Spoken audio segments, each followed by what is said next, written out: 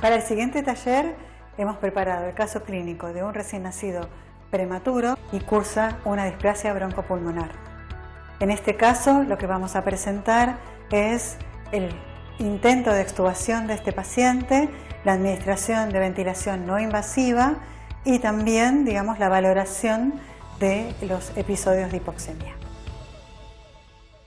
Hola chicas, buen día. Hola, doctora Carolina. ¿Qué pacientito tenemos? Le cuento que durante su licencia recibimos a este bebé, es un prematuro de 30 semanas, 1390 gramos, hijo de una mamá que era la segunda gesta, había tenido un aborto previo y un antecedente importante, colistasis gravídica y además lubes congénita. Este bebé necesitó intubación en sala de partos y requirió 2 dosis de surfactante. ¿Sí? Además, durante su internación requirió una transfusión de glóbulos rojos y la verdad que le ha costado muchísimo porque está en respirador. Lo que sí pudimos llegar a la nutrición enteral completa a los 7 días de vida, eso fue bueno. Hola Cara, mira, este bebito tiene 30 días de vida, 34.2 de edad corregida, pesa 2,5 kilos, aumentó 30 gramos, tiene ingresos de 165, egresos de 96 y un ritmo diurético de 4 mililitros/kg. Está en RM, está con 18, 6, 30 y una fibra entre 25 y 35%. Está comiendo por gavage a 28/8 de leche pretérmino y está con vitaminas y con cafeína a 10 miligramos kilo día. Bueno, ¿y en qué estamos, Claudia? Te cuento que no pudimos insertarlo al respirador, ha tenido episodios de bradicardia y de saturaciones que requieren aumento de los parámetros y por eso desde hace 2 días está conectado a este monitor donde podemos observar el histograma. Si querés te lo muestro. Sí, mostrámelo. Así vemos cómo viene todo, ¿no? Bien, acá podemos ver ahora el histograma, donde vemos que gran parte del tiempo no cumple el objetivo de saturación. La parte de abajo son los parámetros, las saturometrías que tuvo, digamos, en las últimas 24 horas. ¿Listo? Ah, mirá, Sí. Un montón por debajo del límite inferior, ¿eh? Sí, bastante, sí.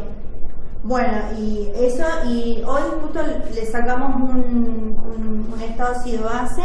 Y una plaquita también le vamos a hacer. Sí. Y el respirador maneja un buen volumen TIEL. está en volumen garantizado. Sí, está en volumen garantizado. Tiene un pico de 18 para este volumen. Listo. Y tiene una FIO2 de 35%.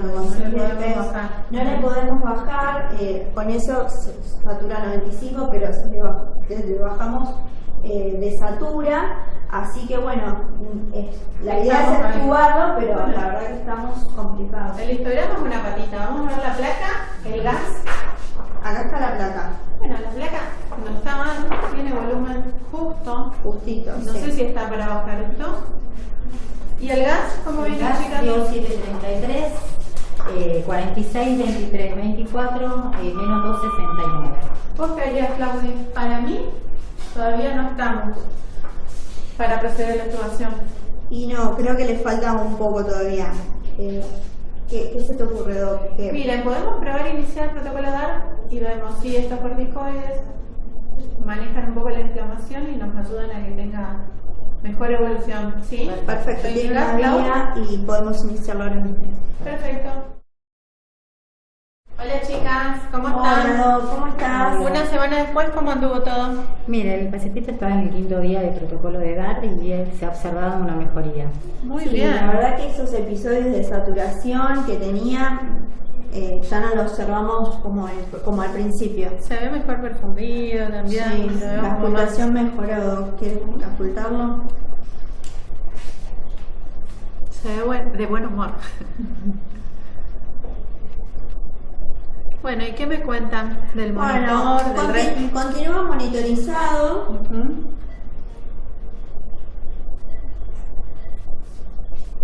Pero cambió totalmente. Ve que la mayoría del tiempo está sobresaturando, de hecho, ¿sí? La mayoría del tiempo Sí. satura arriba del 95%. Bueno, evitemos que sobresature tanto, pero... La verdad que ha mejorado muchísimo. Perfecto, ¿y el respi qué parámetros está usando? ¿Sigue en volumen? El respirador sigue en volumen garantizado, ha bajado el pico, ¿se acuerda que tenía más de 18 en general? Sí. Ahora tiene 16, sigo moviendo un buen volumen por kilo, 6 por kilo, la fiebre la pudimos ascender y también bajamos el PET. Bueno, le hacemos placa gas. Sí, perfecto. ¿Y a ustedes les parece que hoy está para subar? Para mí. Y la verdad que sería un buen momento, una buena oportunidad. ¿Quiere que lo pasemos a CIPAP o a BNI? ¿Cuánto pesa este bebé, chicos? 2 kilos 800. Bueno, ustedes saben que la gama del servicio acá nos mata. Si a un bebé de más de 2,5 kilos lo ponemos en CIPAP. Así que vamos a optar por cánula de alto flujo. Sí tenemos una para el peso del bebé. ¿Qué preparaste? 2. Listo, ¿y ¿Cuál cuál es? es? Para 3 kilos. La número S por el peso. Sí, es de 1 a 4 kilos, 240. Es esta. Bueno, ¿Sí? fíjense que esté bien la fijación. Ajá. ¿Preparás todo, Fabi? Sí. Tiene estos duoderm para que poder adherirlo bien y que se adhiera bien. Fíjense, fijen primero la cánula y Perfecto. después hacemos la extubación. Perfecto, preparamos la bolsa y la aspiración, Fabi. Sí. Acá voy seteando la CAFO. ¿Cuántos litros por kilo, Clau? A ver, repasemos. Vamos a ponerlo en el alto flujo. Pesa casi 3 kilos, así que 6 litros. ¿Te parece Perfecto, bien? 2 por kilo. Ajá. Cuando vos estás lista, Fabi, conectamos el equipo. Yo lo acerco y pongo en espera todo.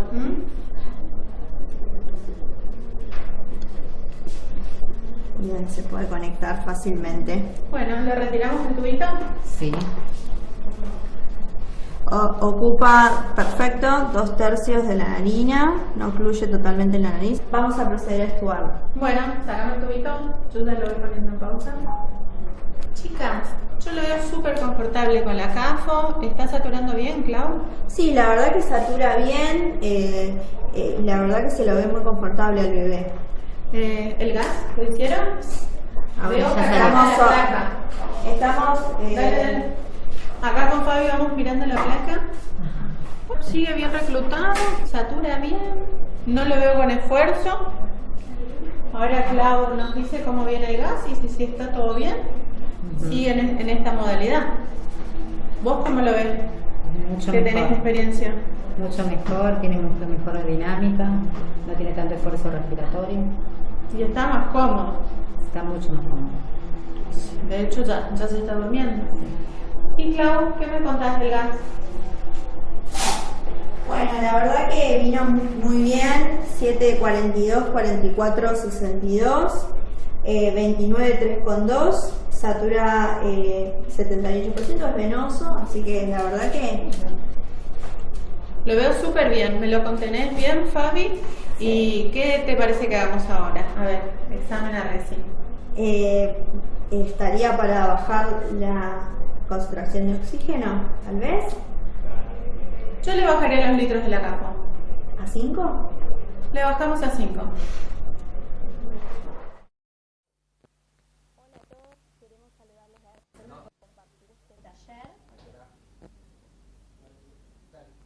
Hola de nuevo a todos, estamos agradecidos porque compartan este taller con nosotros. Primeramente queremos presentarnos, somos del Servicio de Hospital Fernández de Neonatología, tenemos el agrado de compartir este taller con la doctora Liliana Roldán, que es médica de planta de nuestro servicio. Tenemos aquí con nosotros a la licenciada Fabiana Sebastiani, que es jefa de enfermería de la unidad de terapia intensiva neonatal de nuestro servicio, y tenemos invitados que son un lujo compartir este taller con nosotros. Primeramente el doctor Waldemar Carlo, que es profesor y médico en la Universidad de Birmingham, en Alabama, y también es director del programa de prevención de enfermedades crónicas pulmonares. Aquí al lado tengo el gusto de compartir con la licenciada Mariela Quintana Honores, que posee una diplomatura en enfermería neonatal por UCES, y también tenemos online al doctor Martín Moyá, que es jefe de terapia intensiva en la Universidad Nacional de Córdoba. Así que bueno, justamente ahora el doctor Moyá nos va a compartir una presentación acerca de un trabajo que están haciendo en su servicio. Adelante, doctor. Bueno, acá me dice que me tienen que autorizar a presentar a colocar la presentación.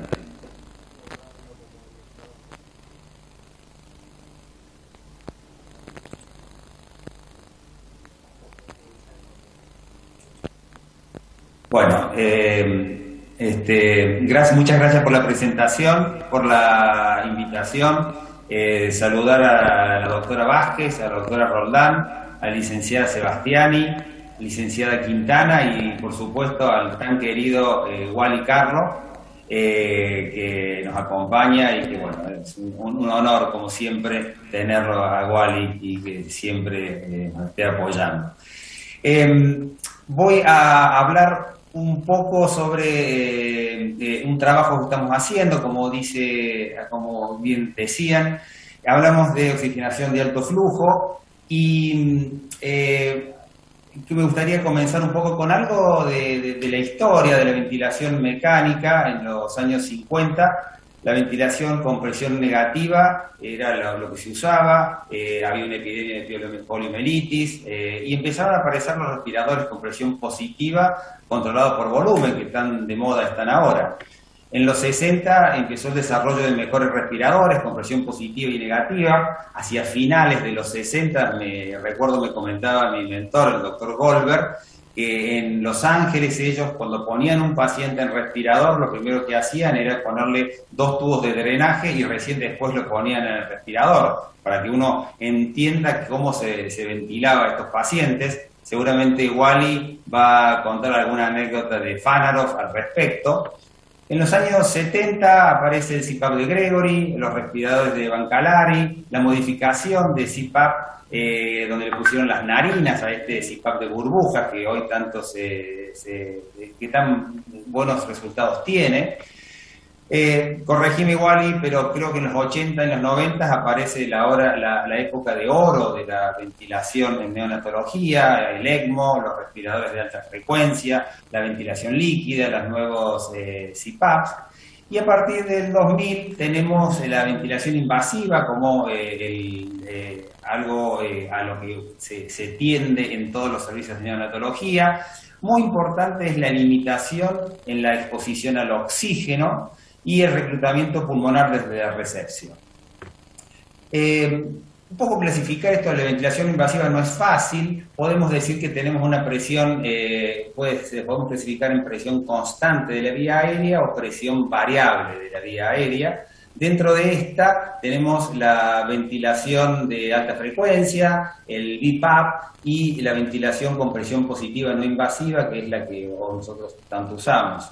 Dentro de la presión constante, no variable, sino constante en la vía aérea, tenemos 2, las cánulas nasales y el CPAP. Dentro del CPAP podemos hablar del CPAP de burbujas y el CPAP convencional.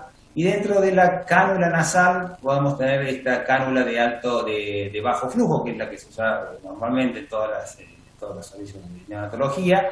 Y hoy tenemos esta cánula nasal de alto flujo. Un poco para repasar un poco la fisiología, cómo nos ayudan estos respiradores en relación a la ventilación y a la oxigenación. Tenemos que, por supuesto, que los respiradores nos dan presión y esta presión nos ayuda a reclutar el pulmón. Entonces es importante la presión.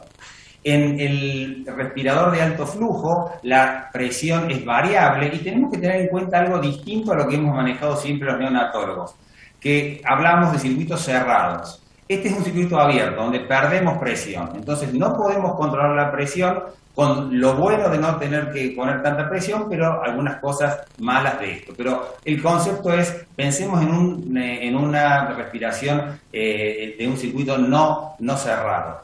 Por otro lado, podemos controlar con los respiradores en general de la ventilación no invasiva la cantidad de oxígeno que podemos dar. Podemos llegar a dar 100% de oxígeno y es importante tener en cuenta que con la ventilación de alto flujo, para lograr tener toda esta concentración de oxígeno, de ahí viene la fórmula de estos 2 litros por kilo, ya que cuando el paciente hace el esfuerzo inspiratorio tiene que tener suficiente aire para que ingrese todo lo que nosotros le queremos dar y que no venga aire de afuera, del medio ambiente. Y después dos conceptos más que son muy importantes, que a veces no los tenemos en cuenta, que es humidificar el aire que ingresa. Si nosotros no lo humidificamos, el paciente va a tener que humidificarlo y perder muchas calorías para hacerlo, y por supuesto calentarlo, y estos son los beneficios de esta ventilación no invasiva.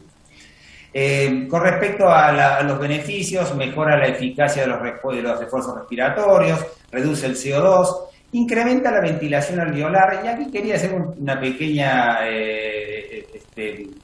pongo este gráfico de un viejo libro de fisiología, donde habla de la ventilación normal, y fíjense que normalmente lo que queda, este cuarto de lo que va a entrar en el alveolo, es el espacio muerto, ¿no?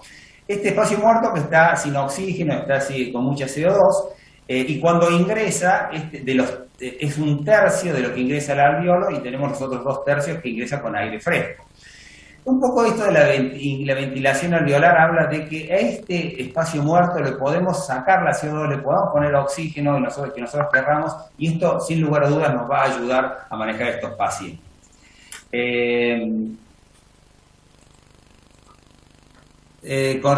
Facilita la expulsión de las secreciones, reduce la aparición de telectasias pulmonares, reduce la frecuencia respiratoria. Como bien dijeron en el video, muy bueno, hay distintas medidas, y esto es muy importante, tenemos que tener en cuenta que las narinas deben tener el 50% de estas cánulas, por lo cual es importante dejarlo abierto al circuito, y esto y no tener unas cánulas que ingresen a presión, lo cual nos traería muchos problemas. Voy a presentar un trabajo de investigación que hicimos en el servicio, la doctora Miranda, la doctora De Fanti como las principales investigadoras. Es un ensayo controlado, aleatorio, para comparar la ventilación nasal con presión positiva continua versus el alto flujo luego de la extubación. Esto es luego de la extubación. Lo estamos haciendo en el Hospital Universitario de Maternidad y Neonatología y el Hospital Italiano, y prontamente el Sanatorio Aconcagua, y queremos seguir incorporando otros centros. Este estudio ha sido subvencionado parcialmente por la empresa Silma, que es una empresa de Córdoba que hace las cánulas estas de alto flujo. Con respecto al trabajo, tenemos los pacientes que ingresan, los criterios de inclusión son menores de 36 semanas, requerimiento de BNI luego de la extubación en pacientes que tengan no más de 38 semanas de edad corregida, y los de exclusión, los criterios son malformaciones múltiples, malformaciones congénitas o alteraciones en la vía aérea. Ingresamos los datos, los ponemos en la nube, se le pide el consentimiento informado y se generan 2 brazos, un brazo de BNI. Este brazo termina dividiéndose en 2, en donde está la ventilación con presión positiva no invasiva por un lado, y por otro lado el CPAP convencional, y tenemos este segundo brazo con la oxigenación de alto flujo.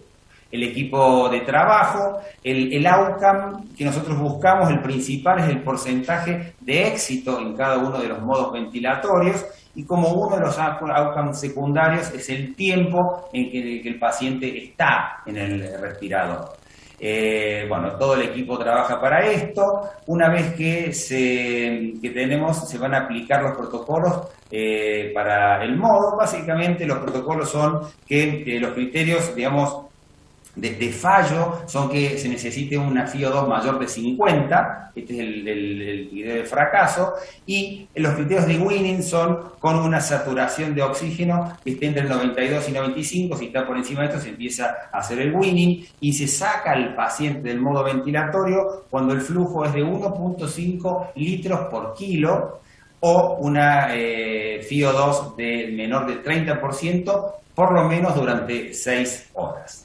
Por supuesto que todos estos trabajos son muy importantes porque nos ayudan a nosotros a educar y aprender sobre estos modos ventilatorios. Se hace hemos hecho un procesamiento de los datos para mostrarlos ahora. Podemos ver que dentro de estos 3 grupos que vemos acá, vimos en relación a las estadísticas descriptivas en en relación al sexo, el peso de nacimiento, edad gestacional, el Apgar o nacimientos por cesáreas. No había diferencias estadísticamente significativas, por lo cual procedimos a hacer algún tipo de análisis. Y fíjense ustedes que en relación al tiempo que han estado, si bien hay algunas diferencias entre los 3 modos que nosotros estamos investigando, vemos que la diferencia no es estadísticamente significativa. Y para terminar, les quería mostrar un gráfico que nos llamó la atención, que es que en general la FiO2 en la que estaban los pacientes era parecida, excepto en el modo de CPAP convencional, donde los pacientes tendían a tener una media de FiO2 un poco mayor a la que tenían con los otros 2 modos. Tenemos algunas hipótesis de por qué puede haber ocurrido esto, pero esto queríamos mostrarles, y desde ya muchas gracias por haber prestado atención a nuestro trabajo, que lo estamos haciendo, y bueno, y estamos muy contentos. Muchas gracias. Bueno, muchas gracias al doctor que nos compartió su presentación. Queremos pedirle al doctor Wally Carlo que por favor comente qué le pareció el caso del video que pudimos observar hace un ratito. Perdón, que comente del video. Por favor, doctor, y saludarlo de nuevo. Muchas gracias, muchas gracias. Primero, comentar de la presión del doctor Moya, me pareció muy buena. Me preguntó de Cleveland, de qué hacíamos. Ya temprano en los años 80, ya se había desarrollado en Cleveland mucho la pieza nasal para entrega de CPAP. Y había mucho énfasis en este apoyo ventilatorio. También el doctor Moya estaba hablando de la ventilación, de algunas cosas importantes, y me parece que lo que dijo de humidificación es extremadamente importante. Y esto pasa si usamos flujo alto con un sistema de humidificación pobre. El flujo alto puede que exceda la capacidad de las narinas de humidificar el gas, así como la tráquea, y si excede la capacidad de humidificación en mucho flujo, puede causar traqueobronquitis necrosante, como se describió con el ventilador de alta frecuencia JET inicial, que no tenía un sistema de humidificación adecuada. Así que el sistema de humidificación es importante. Una manera fácil de saber si está humidificando el gas bien es si está utilizando líquido. Si el sistema de humidificación no utiliza suficiente líquido, no está humidificando bien. Idealmente se humidifica el gas al 100%. ¿Y cómo sabemos si se humidifica el gas al 100%? Pues podemos calcular, por ejemplo, la cantidad de flujo que está pasando a la temperatura que está el gas, y de esto se saca la fórmula que dice el contenido de agua en este gas humidificado al 100%. Los primeros ventiladores de alta frecuencia no utilizaban estos cálculos, y esto causaba necrosis de la tráquea, que muchas veces era fatal. Así que lo exhorto, cuando usen sistemas de humidificación, que calculen si están usando suficiente gas. Sobre el trabajo del doctor Moya, quiero enfatizar que está interesante. Me sorprendió que el CPAP los niños en CPAP necesitaban más oxígeno, porque el CPAP se supone que mantenga estable el alveolo, y sin embargo necesitaban más oxígeno. Okay.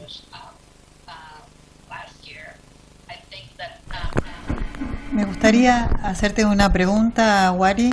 Si bien en el caso se utilizó para la extubación, digamos, la cánula de alto flujo, si ustedes la usan en alguna ocasión como tratamiento de inicio, y algún comentario sobre los histogramas, que es algo que aquí todavía no está muy en boga. Sí, Lili.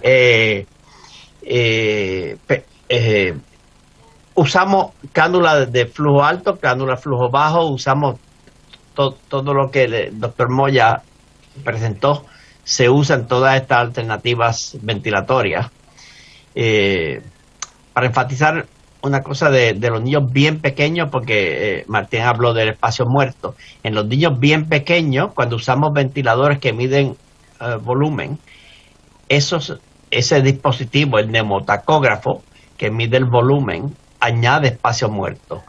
Y aunque usualmente es como la tercera parte, como lo explicó el doctor Moya, en estos niños bien pequeños, y si añadimos espacio muerto, por ejemplo el neumotacógrafo, aunque les digan que añade poco espacio muerto, como 0.5 cc solamente, constituye una cantidad grande de la ventilación del paciente. Hemos medido en muchos niños que como la mitad de la ventilación es el espacio muerto solamente. Cuando el niño es bien pequeño y añadimos estos neumotacógrafos en línea. Así que hay que tener cuidado. Me gustaría hacer esta pregunta. Yo quisiera saber su opinión sobre las cánulas de alto flujo del CAFO en chiquitos o en bebés menores de 2.000 gramos.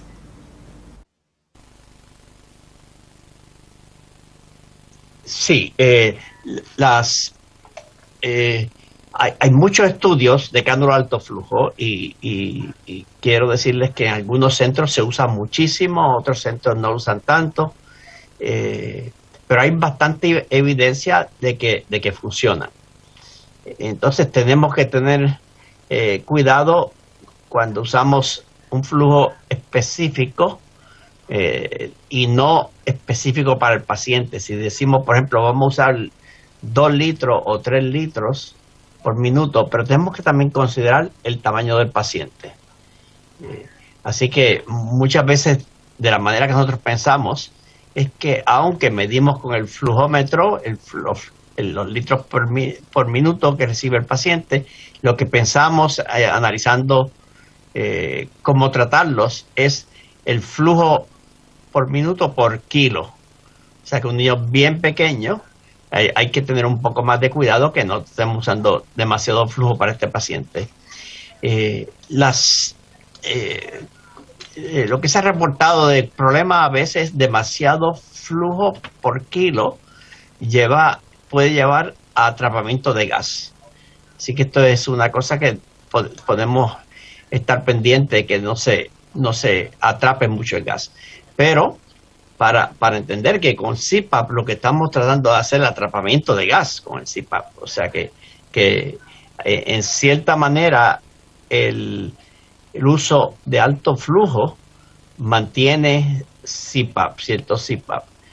Así que puede que sea bastante efectivo. Quiero antes de terminar que no le contesté la pregunta de Lili sobre los histogramas. Sí, usamos los histogramas muchísimo. En algunas conferencias que he dado sobre histogramas, la pregunta principal es ¿cómo hablan del histograma? ¿Cómo interpretan para que la gente hable de la misma manera? Entonces, una manera fácil de interpretarlo es que si, por ejemplo, tenemos unas metas de saturación de 90 a 95, muchas veces decimos cuánto por ciento del tiempo el niño estuvo por debajo de 90 o por encima de 95. Y esa es una manera bastante fácil. Nuestros residentes en el pase de visita siempre dicen qué por ciento del tiempo estaba por debajo de 90. Eso es lo más común. Si el niño ha estado hiperóxico, entonces dicen qué por ciento del tiempo por encima de 95. Y eso es bastante común. Y otra manera de que hablamos es que cuando hay muchas saturaciones bajas en el monitor, si miramos al monitor, decimos que está desplazado, por ejemplo, a la izquierda, que son saturaciones bajas, o hacia la derecha con saturaciones altas. una manera más cualitativa de interpretarlo. Y lo ideal es que tengan en la metas de saturación que tenemos, que las columnas más altas correspondan a la meta de saturación que tenemos. Entonces, muchas veces decimos, está 90% del tiempo con las saturaciones en la meta de saturaciones. Mariela, te quería hacer un comentario acerca del video del caso clínico. Sí, son 4 puntos que yo vi en el caso, ¿no? Primero acerca de la valoración, la permanencia, lo que tiene que ver con el cuidado y lo que tiene que ver con la comunicación, ¿no? Cuando hablo de la valoración, y nosotros tenemos nuestro instrumento enfermero que empieza con la valoración de enfermería, ¿no es cierto? Entonces es importante, y la verdad que es lo ideal lo que vi en el video, el hecho de, o sea, la enfermera le da una valoración cefalocaudal, ¿no? Valoró al paciente, le entrega al médico todos los antecedentes del paciente y todo, y esto hace que el diagnóstico sea más efectivo y más claro, ¿no? Acerca de lo que es la permanencia, cuando me digo permanencia, y esto me hace pensar también como supervisora, ¿no? Que generalmente lo que se debería hacer es que una enfermera que tiene un recién nacido prematuro permanezca con él hasta el final, ¿no? O sea, cuando ya va pasando todo, porque cuando la doctora, si bien es cierto, le dice a la enfermera, contenémelo, nosotros como enfermeras sabemos que para contener tenés que conocer a ese paciente, tenés que saber cómo le gusta estar, si le gusta la oscuridad, si le gusta ponerse de un lado, si le gusta ponerse del otro. Entonces eso me hizo reflexionar muchas cosas sobre la rotación de enfermería, ¿no? Que yo creo que colega por ahí estará total y completamente de acuerdo. Acerca del cuidado, ¿no? Del cuidado que tiene la enfermera con el cuidado de ver qué circuito o qué dispositivo voy a utilizar para mi paciente. El hecho del cuidado de la piel, que es sumamente delicado en nuestros pacientes, ¿no? El escuchar al otro, el escuchar al médico, el dialogar, ¿no? Y aquí inserto lo que es la comunicación, que sería lo ideal, ¿no? Que siempre es lo que pedimos nosotros las enfermeras. El hecho de, se ríe la doctora Roldán, el hecho de que, pero vos sos una de las médicas que nos enseña y que nos escucha, ¿no? El hecho de escuchar y de decidir, ¿qué opinas vos? ¿No? ¿Qué opinas vos? Porque es verdad, el médico es el que decide, porque desde los saberes, que son saberes diferentes, el de enfermero como el del médico, cada uno opina y finalmente se decide, y bueno, aquí el caso finalmente fue totalmente exitoso. Lindo esa comunión, ¿no? Y esa comunicación de todo el equipo interdisciplinario. La verdad que sería lo ideal. Habrá que incentivarlo, ¿no? Y hacerlo y verlo de nosotros las enfermeras, de seguir manteniendo esa comunicación tan linda con los médicos. Bueno, perfecto. Tengo una pregunta del público. Guillermo pregunta qué opina el doctor Carlos sobre el protocolo DART y cómo lo utilizan, cuándo lo aplican. Sí, es importante discutir lo de los esteroides postnatales. Hace unos años, primero la Academia de Pediatría de Canadá y luego la americana se expresaron muy en contra de los esteroides, y el metaanálisis de Cochrane también estaba en contra de esteroides postnatales en general, insistiendo que había aumento en parálisis cerebral. Sin embargo, ha habido un cambio, y los cambios voy a enfatizarlo desde el Cochrane. El Cochrane ha cambiado el metaanálisis, ya no enfatiza la parálisis cerebral, porque lo que pasa es que no hay aumento significativo en la parálisis cerebral, pero lo que pasa es que hay una tendencia grande de reducción de muerte. Y entonces, cuando hay mucho menos muerte, puede que haya un poco de aumento en parálisis cerebral, porque sobreviven más niños. Pero resumiendo, el metaanálisis nuevo, le aconsejo que lo lean. Son los mismos autores, pero han cambiado marcadamente la interpretación de los datos. Así que sí recomiendan esteroides postnatales ahora. Quizás con la evidencia del metaanálisis que hizo el Dr. Davis, en que se demostraron que los niños más enfermos son los más que se benefician.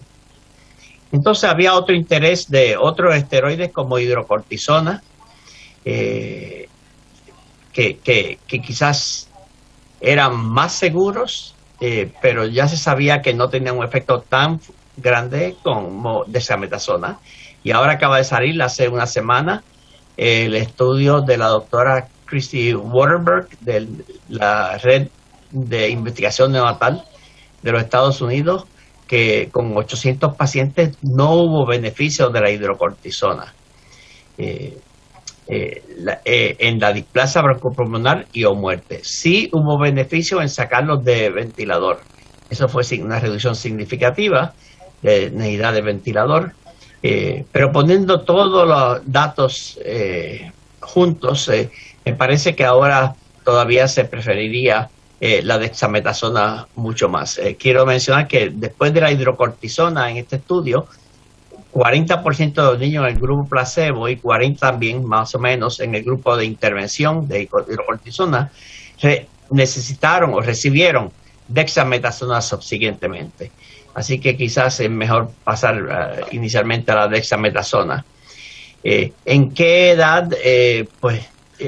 Según los metaanálisis, lo han dividido en los primeros 7 días o después de los 7 días. Este beneficio que estoy hablando es después de los 7 días, o sea, de 8 días en adelante. Nosotros en la práctica esperamos usualmente 3 o 4 semanas para comenzar esteroides postnatales. Quiero también mencionar los estudios de Taiwán, usaron budesonida con surfactante temprano, y esto son 2 estudios pequeños, pero el efecto más grande de reducción de displasia y o muerte en estos pacientes es el tratamiento es budesonida 0.25 miligramos, me parece, con el surfactante. Usualmente los niños requieren 1 o 2 dosis de surfactante solamente, será la budesonida, perdón. Y estamos haciendo un estudio grande de aproximadamente 1000 pacientes para probar esto. Algunos centros lo están utilizando, pero son muy pocos los centros que lo usan ya como práctica, se está haciendo como investigación.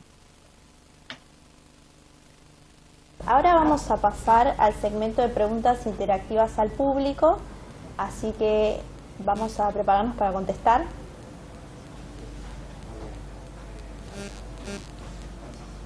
Bueno, la pregunta sería: ¿qué criterios se utiliza en su unidad para decidir extubación electiva? A. Extubación electiva luego del descenso de MAP y PO2. B. Administra solo presión de soporte para lograr competencia del paciente. Y C. Baja MAP y PO2 con crecimiento ponderal adecuado y peso mayor a 1000 gramos.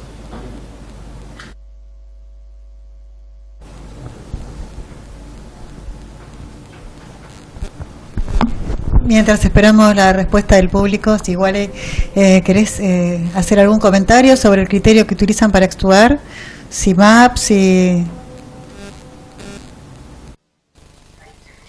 Sí, usamos mayormente los criterios del estudio de support.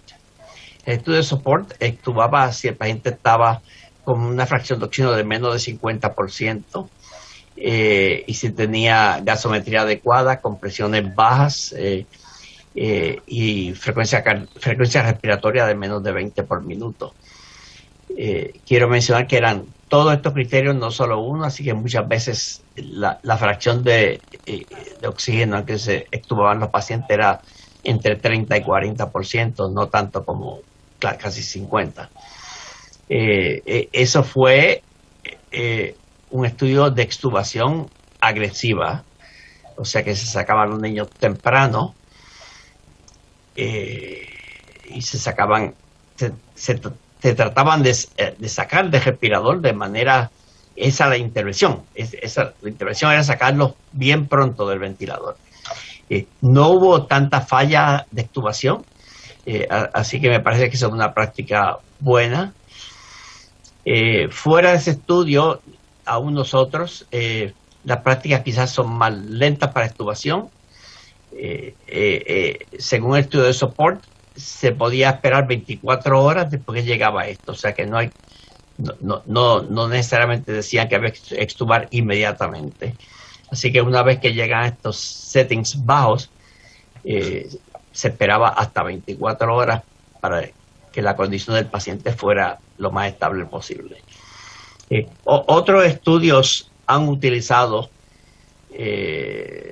fracción de oxígeno también como una de las medidas. Hay varios estudios que analizan criterios para extubar. Es bastante complejo el área. Me parece que es importante cuando se saca del respirador que tengan bastante apoyo. El doctor Bancalari demostró un estudio hace 2 años con CPAP bastante alto, de 7 a 9, para extubarlo, siendo más efectivo que el CPAP de 4 a 6. No sé qué opina el doctor Moya.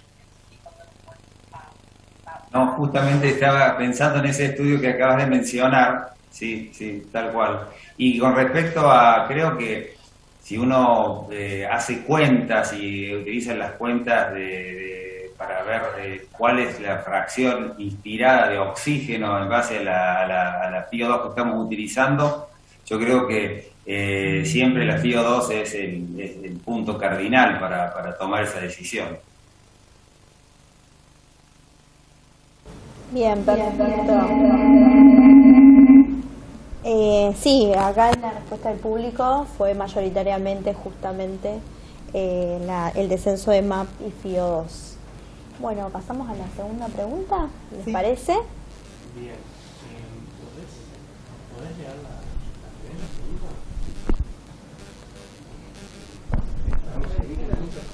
¿Puedo leerla yo si quieren? Dale. Perfecto.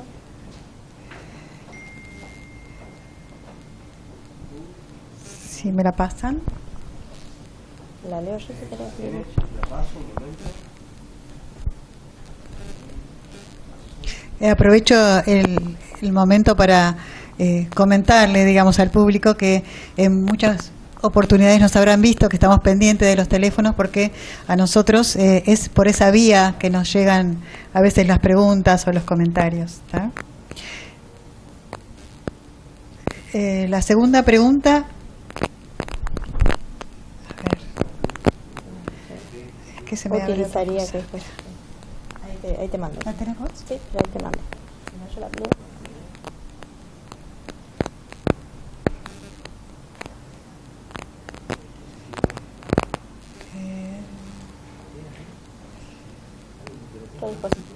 ¿Qué dispositivos de ventilación no invasiva considera el más apropiado para este paciente considerando antecedentes y peso actual? ¿CPAP, BNI o CAFO? Esperamos la respuesta del público. Mariela, en tu unidad, ¿qué dispositivo hubieran elegido para este paciente? Y generalmente para despertar a un paciente utilizan el CAFO. Utilizan carga de alto flujo. Perfecto. Sí, exactamente, inmunodosación. Bien. El doctor Martín, no sé si coincide con el dispositivo que se vio en el video. Sí, digamos, yo también coincido personalmente con esto que acaban de decir. Ahora, si uno busca la bibliografía de lo que está escrito, por ahí el modo más apropiado, según la evidencia, sería la ventilación con presión positiva no invasiva, ¿no? Que es un poco lo que han mostrado los grandes estudios sobre este tipo de pacientes. Pudimos observar el resultado de las respuestas del público. CPAP es la respuesta que más fue votada, más utilizada, el dispositivo más utilizado. Segundo, cánula de alto flujo y posteriormente BNI, que bueno, nosotros sabemos que es la presión variable, intermitente, ¿no? Así que bueno, no sé si el doctor Waldemar quiere hacer un comentario de este paciente en particular y el dispositivo utilizado.